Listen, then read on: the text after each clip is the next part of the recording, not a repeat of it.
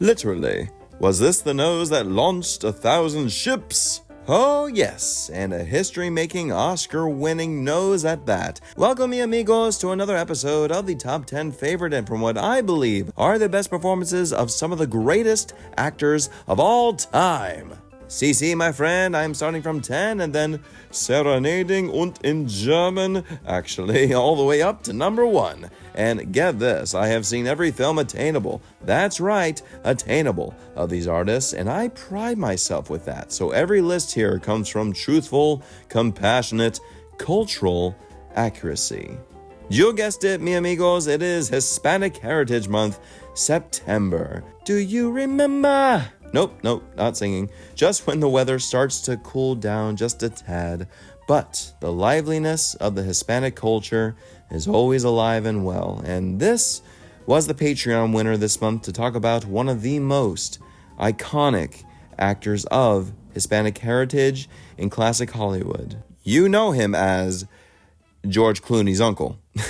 But much more than that, obviously. The brilliant José Ferrer. Born as José Vicente Ferrer de Otero y Centrón, which is amazing, in San Juan, Puerto Rico, José was already part of a family lineage of such significance, being the grandson of Gabriel Ferrer Hernandez, a doctor and advocate of Puerto Rican independence from Spain, with his father being an attorney and writer. The Ferrer family moved to New York when José was only 2 years old, and one thing José always prided himself on was getting an education. How proud he was to get an education at the Institut Le Rossi and getting his bachelor's in architecture at Princeton. He became very fluent in various languages such as Spanish, German, French, and Italian, not to mention English. But the arts was still very much in his blood, as he read poetry, Shakespeare, classic literature, and even having his own band at Princeton called José Ferrer and his Pied Pipers. The world was yet to discover the beautiful classiness that was José Ferrer, not just in cinema, but in theater. His first professional theater bout was when he was 22 years old in 1934, which then he became a stage manager, working with the likes of Joshua Logan. He made his Broadway debut in 1935 with A Slight Case of Murder, and from then on, José cemented his feet in theater, doing play after play after play, representing one of the greatest qualities an actor could ever have, the ability to speak beautifully, clearly, with crisp diction and presence. From Brother Rat, Key Largo, to Charlie's Aunt, and amazingly, Othello playing Iago opposite the one and only Paul Robeson, which still remains the longest-running Shakespeare production on Broadway. The man dazzled audiences night after night. Needless to say, this was the great time of finding promising actors on Broadway to bring them to Hollywood, which José Ferrer came with such confidence. José Ferrer, ladies and gentlemen, has always been a lovely household name, especially if your family grew up around the theater. What he accomplished in the theater, let alone the cinema, is inspirational and cherished all over the world. Having won 3 Tonys, 2 of them for acting, 1 for directing multiple productions such as The Four Poster and Stalag 17, along with his Oscar, he is an actor that broke barriers of ethnicity and always brought great humanity to every role he played. As you always know, we only talk about film here, but of course, we can never forget his iconic role as Arthur in Newhart, Bob Newhart's 3rd series, for he was such a ball of joy to watch on that show. As an actor myself, every time you see José Ferrer, you always see someone who you would always think was way smarter than you, more sophisticated, and would bring any character, no matter how Shakespearean or a mere day player they were, to great heights. And I believe it wasn't a case of book smarts so much as it was a great amount of heart and soul for storytelling.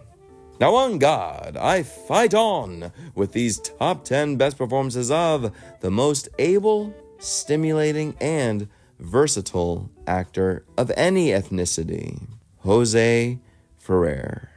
Now starting off at number 10, we have I Accuse, or can also be called J'accuse, based on the tense true story of Captain Alfred Dreyfus, a Jewish captain in the French army who was falsely accused for treason, and it's up to French author Émile Zola to lend a hand for the innocent captain. Jose, of course, plays the inspirational captain, but also directs this heavy-hander, which I have to say does feel very plodding and heavy-handed at times. Being Jose's fourth film he directed, you can tell he was focused on giving the film more weight, more of a picturesque feeling, having been converted to CinemaScope in post-production. Based on the book Captain Dreyfus, The Story of a Mass Hysteria, screenplay by Gore Vidal, it moves very slowly, but we can understand why Jose paced it this way, for we get to know the misery that Captain Dreyfus was living in, waiting on his well-earned freedom after being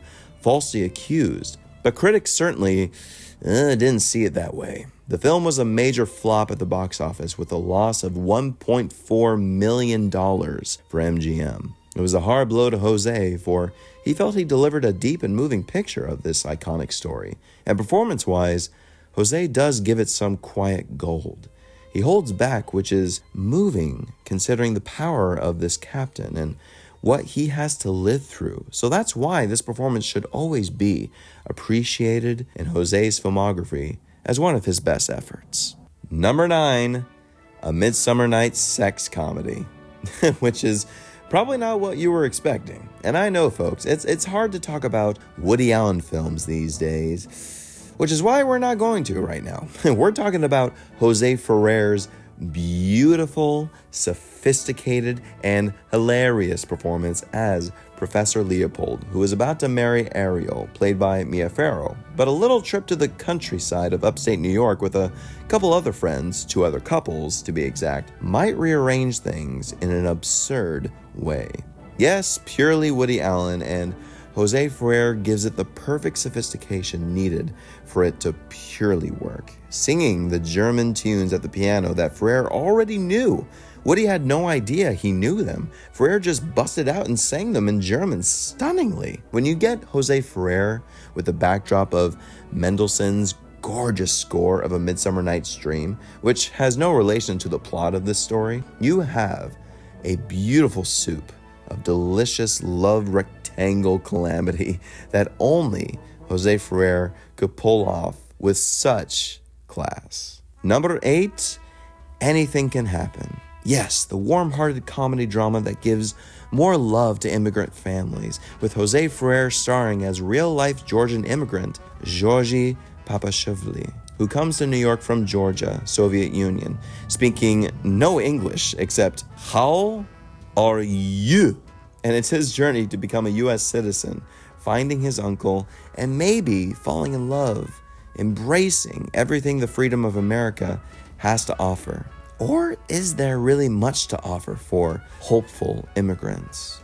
José Ferrer really does beautiful work here as Georgie, giving him a childlike faith which can seem a little cliched, but when you know the work of José Ferrer, you feel the yearning desire of a brave new world is very genuine. Once again, he gives a lovely piece of his singing voice, which is never to be missed, and his chemistry with recent Oscar winner Kim Hunter is gorgeous. The film won the Golden Globe for Best Film for International Understanding, which was a sincere point at the time to promote films about different ethnicities, cultures, etc. I love seeing Jose in this role, for he gives it the essence needed to really feel for his family. And also just to understand, just because he is an immigrant, it doesn't make him any different than anybody because of his work ethic, his intelligence, and of course, his heart.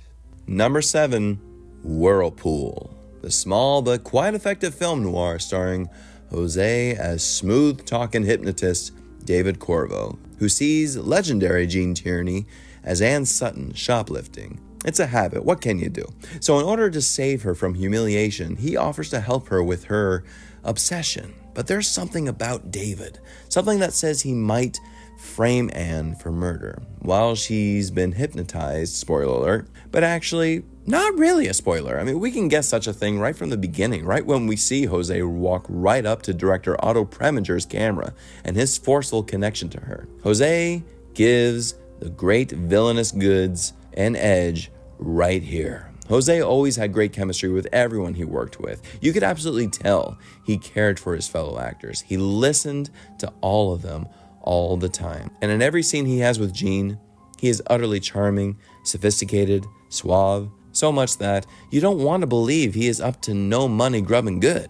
Jose definitely makes it better than what this film is, which is surprising considering how it's based loosely on the book Methinks the Lady. And the screenplay was done by Ben Hecht, the great Ben Hecht. The script is totally Otto Preminger's way of copying his other film noir masterpiece, Laura, but you can't do that. But the actors here are the ones that prop it up a bit. Some say Jose goes a little cartoonish here, but once you see his scenes, especially in the hospital when he's fallen ill, and he has that gripping exchange with Richard Conti and hypnotizing himself to walk, he's so moving and convincing enough to believe him.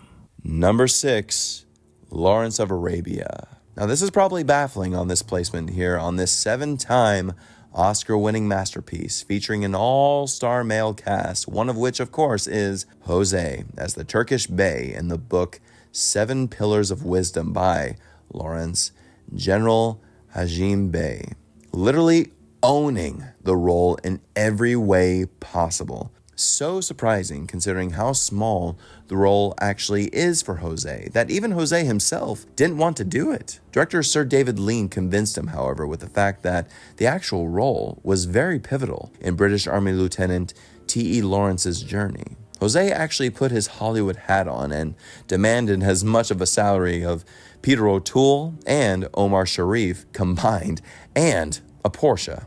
Driving a hard bargain, little did he know he would steal his chilling scene with Peter O'Toole in that cell. He is utterly silent, but his movements say everything.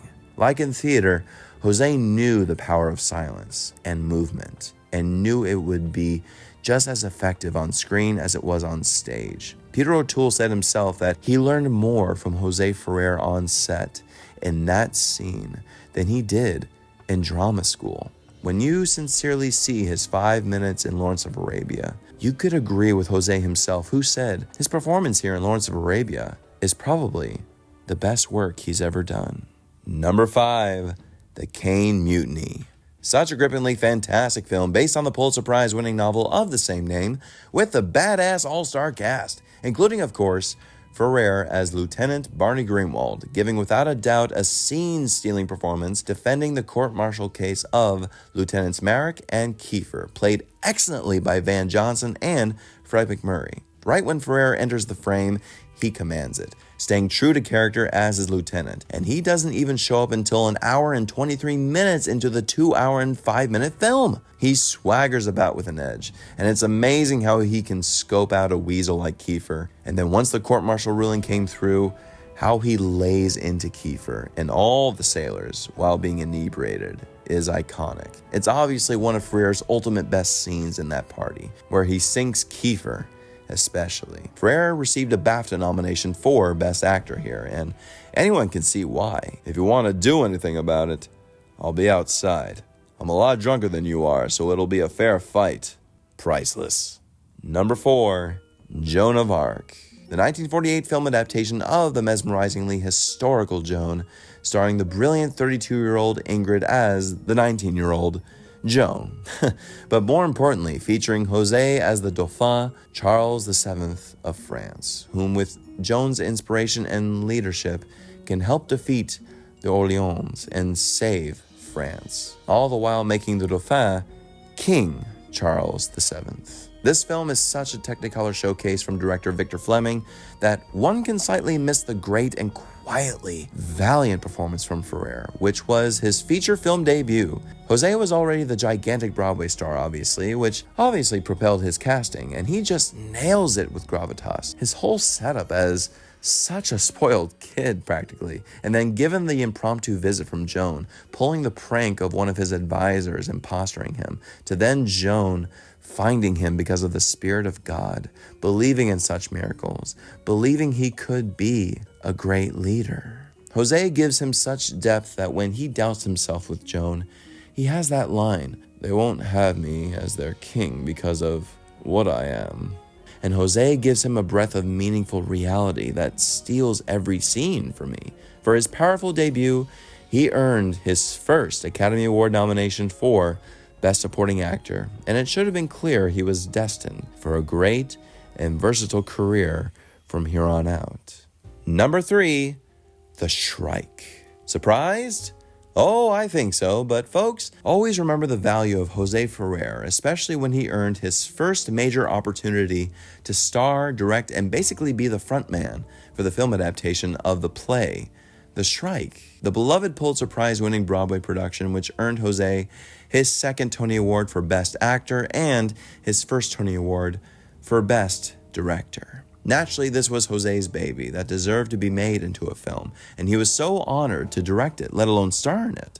And quite frankly, it still remains the best film he's ever directed, close to be the best performance he's given as well. There is an honesty and rawness to his direction about a Broadway director who enters a mental ward for being driven insane and suicidal. His wife here, played by June Allison, really against type, is shocked and trying to heal him fast so he can be free.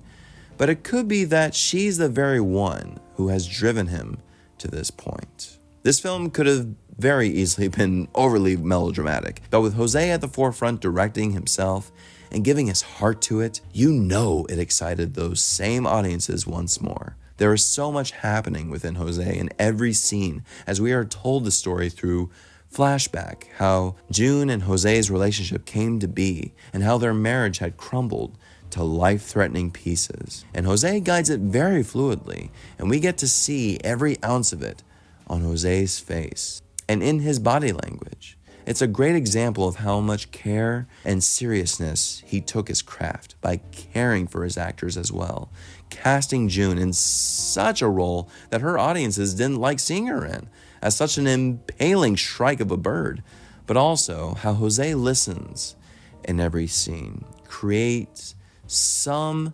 damn moving moments that the Shrike very well should have been more recognized.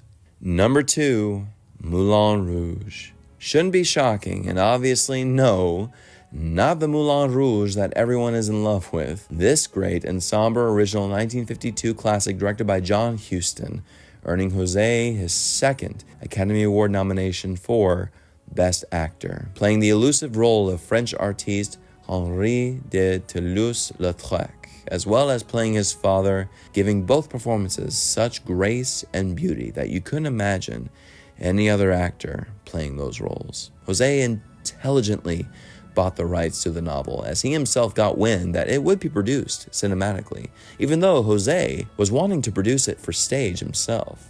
José got a call from director John Huston about making it into a film. José was so excited to get started with it immediately, for they certainly saw eye to eye on the picturesque vision the story should have. When you watch the film, it certainly feels like Lautrec's paintings, all filled with bright color and sadness. And José embraces it all. You can see the painting just come alive in his face, in his eyes. José famously took the step of tucking his legs behind him, fastened his own fashionable knee pads, and walked on his own knees to play Lautrec. For Lautrec was indeed a little person. Some critics were divided on this and José's performance, but at the time, it took a sincere piece of humility from José to give justice to the life of Lautrec.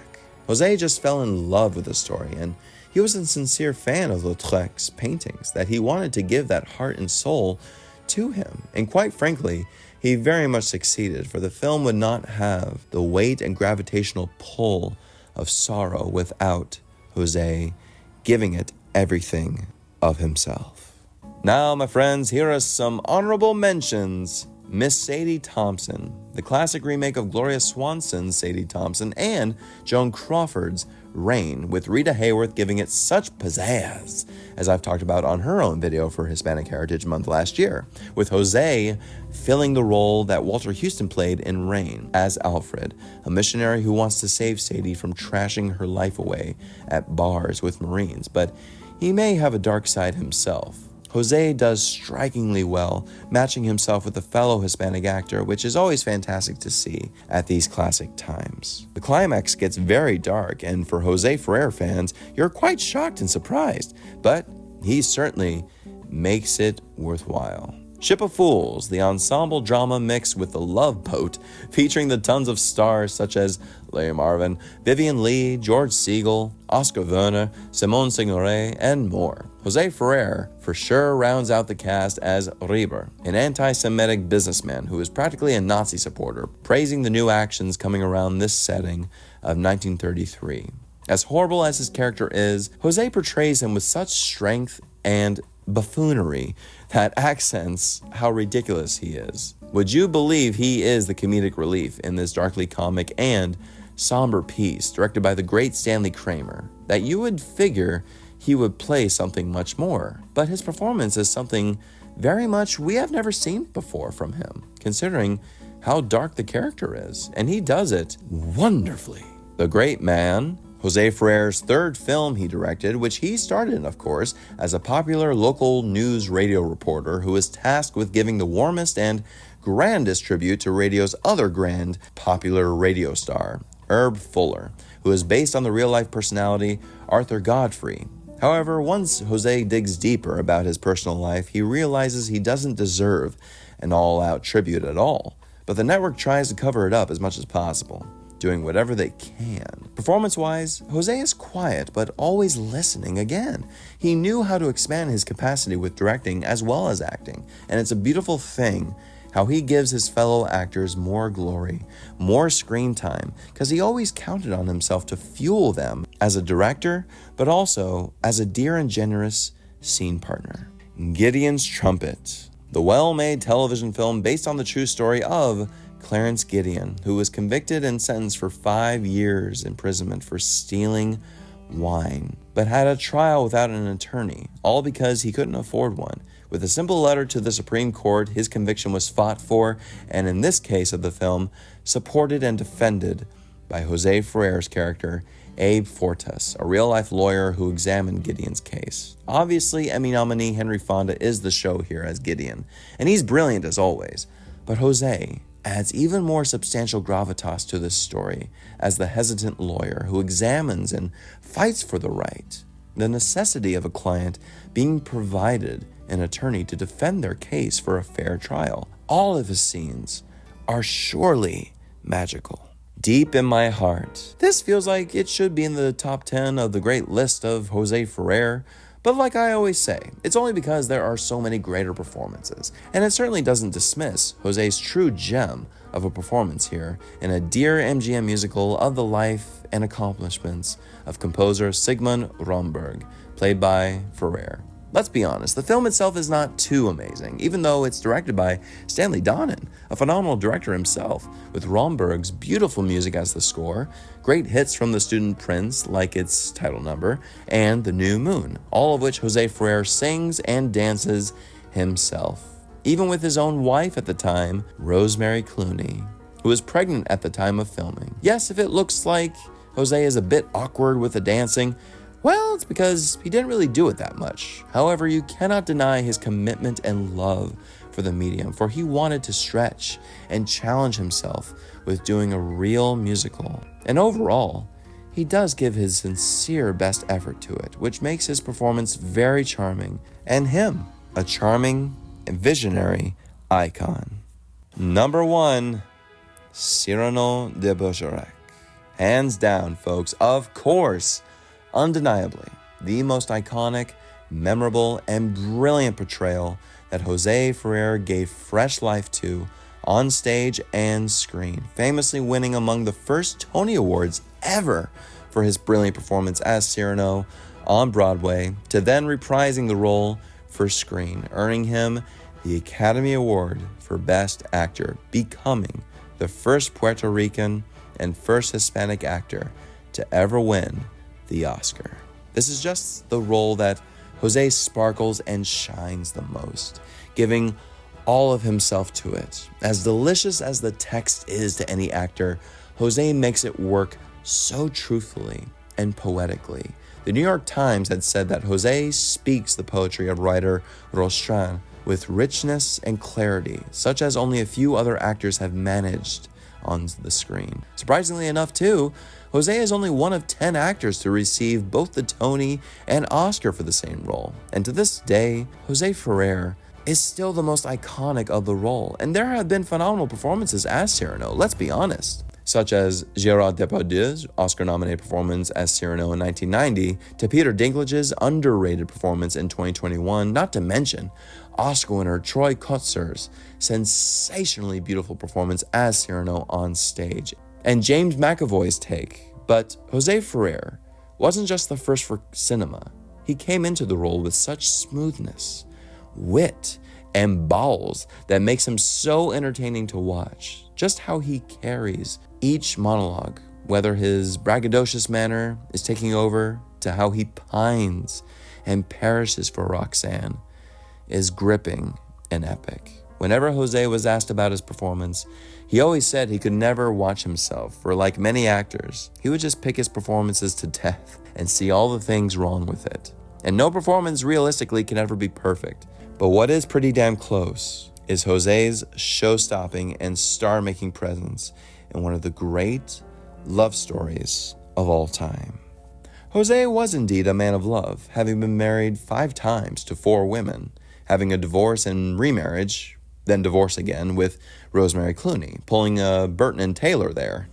And always, no one is perfect. But it was said he was a caring father, having 2 of his 6 children actors, Gabriel and famously Miguel, who was one hell of an actor. May he rest in peace, my goodness, playing Albert in one of my favorite shows ever, Twin Peaks. Not to mention his granddaughter, Tessa Ferrer, an actress as well. In 1985, amazingly, Jose became the first actor ever to receive the National Medal of the Arts from President Ronald Reagan. He devoted himself to teaching and singing opera in various colleges, always supporting the arts and giving new life to it for the next generation. For this, I personally can't express my gratitude enough, for the arts should always be kept alive, let alone cinema. And Jose Ferrer transcended ethnicity, gave a new inspiration for future Puerto Rican actors and artists to come, like Raul Julia, Lin-Manuel, and so on, and gave all of us actors a bar to rise to that represents class, work ethic, charm, discipline, and a great amount of fun. And that is my white plume. Mi amigos, tell me, do you agree with my picks? What are your favorite performances of this versatile and suave artist, Mr. Jose Ferrer? Please listen in the comments below. Keep on talking. I love to get the dialogue growing, as always. If you like this, please click like, subscribe, and stay tuned for even more to come. We're approaching the end of the year very, very soon, so gotta get a lot of those top 10s out ASAP. In the meantime, my dear friends, thank you so much for watching. Now, go out and enjoy nature.